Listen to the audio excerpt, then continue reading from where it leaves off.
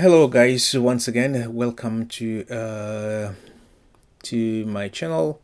As you can see here, as for those who didn't get a chance to see the previous video, this one here is a cassava. This is a process that people here they use in order to process. It's not the same as the other part of the world, or other part of Africa, the way they're using or they're trying to be more industrialized way of producing cassava. Here still using the old methods where you take the cassava from the river, put it not the river, from the ground, put it into the river or into the water, and from there try to be softer, and after being soft you break it in pieces, and after that you put it on the sun to dry, and only when you dry, then that's the time where you take to the machine, or you just pound yourself at home, to make this a powder so you can make fufu. So that's exactly how it happens. So that is the process. It's a long process. Compare if the government think or on the industrializing this kind of product is a long way to go. Currently, especially the Angolan government is still busy fighting corruption, where the corruption in the country is so high. I don't know how much he or how much. I mean, it's kind of complicated to talk about corruption in Angola.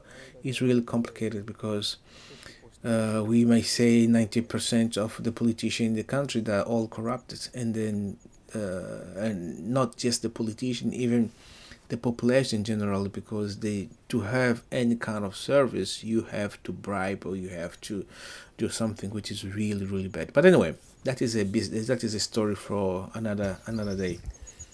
What is happening here right now, that is the next step of the processing of this cassava here. As you can see, now we, after taking from the water, we cut it out in slices. Now we're putting here in to dry, and after drying, so we're going to take it off again and put it, or take it to the, how to call it, machines and stuff like that, and make it work.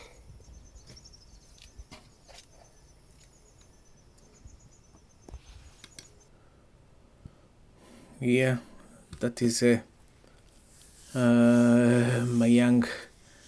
Oh, not my young. That is my nephew and my niece, and the other niece as well on the other side. So yeah, that is the process now. What they're doing, putting or kind of dissolving the or cutting in pieces, so that it will be easier to make it in powder when they use to pound it or check to the machine. It'll be much easier. So that's the process. It's a long process what they do here. If we had machines, it would be easier to make this kind of product. We need to industrialize things. We're still far, very far to reach in a level that is needed. A simple thing we are not capable of doing it, and we really looking forward to see if it's possible to possible. Yes, it's possible, but it's if people have got that mentality to transform this product, if the government will be able to help in order to uh, to to to to make people's work a little easier, as there is few people involved in a business thinking to industrialize things. The really people are less doing that. Then at least if the government to be involved would be so fantastic, like a country in Rwanda, or in Ghana, the government is involved in industrializing their own country.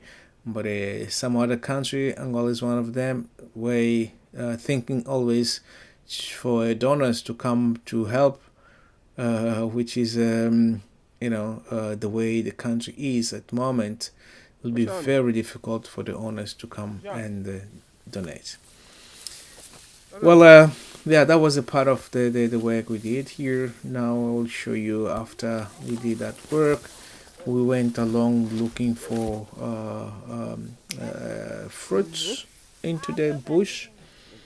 This is a fruit where people with a high fibers, people really love it, and then is recommended for many people to eat. I mean, because people love it. So this fruit it just is a how to call it uh, people call it jingenga. I really don't know right now the scientific name of this. It doesn't come into my brain, but probably perhaps you'll be able to see it. Not perhaps you're going to see it, and perhaps you'll be able to describe what exactly this fruit is called. So yeah, um, we're trying to figure out here how and what it is. This one here, this red fruit here, and it's tasty, really tasty. This fruit, we really love it. People love it so much. Yeah, and then yeah, I say that is a tasteful that people should use or should eat this kind of fruits. It just grows in the wild. Nobody plants it. Just go there. People comes along and get it. Right now, it's very difficult to see it because there's so much grass. But when they will burn all this after drying all this in the dry season, when they will put a fire, they will find a lot, and where it comes many into the market. But right now, we're trying just to find one or two, so we can be able to enjoy while we are here on this adventure. So yeah, it's impressive. This is another one that was found, but it's not that in good condition. But yeah, that is it's always nice to be in the bush. You don't have much worried about food because you can. I mean, you find food everywhere. You go. There's always plants. There is those medicines that you can just enjoy yourself.